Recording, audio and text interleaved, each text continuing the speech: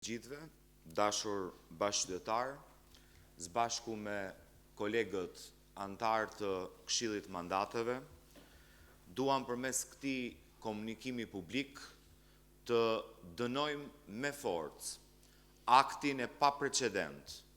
që kryetari i Kuvendit me urdhër politik të Edi Ramës bëri gjatë mbledhjes së djeshme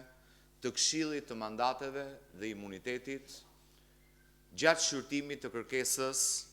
për t'i dhënë prokurisë posaçme autorizimin për të kërkuar në gjykatë arrestimin e zëvendës kryeministres, ministres infrastrukturës dhe deputetes Belinda Balluku.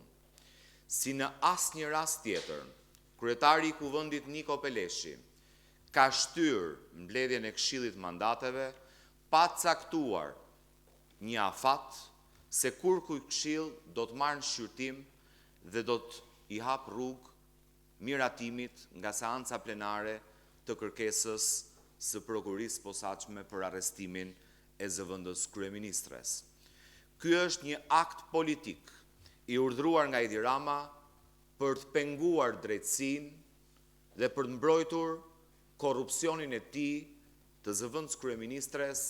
dhe të qeverisë së tij. Si antar të Këshillit të Mandateve, përfaqësues të opozitës, kemi kërkuar dhe kërkojmë me forcë mbledhje një ore më parë të Këshillit Mandateve për të miratuar kërkesën e prokurorisë. Bashkëndajmë shqetësimin që prokurorët e posaçëm informuan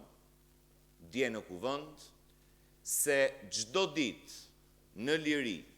e Belinda Ballukut nënkupton cënim të hetimeve,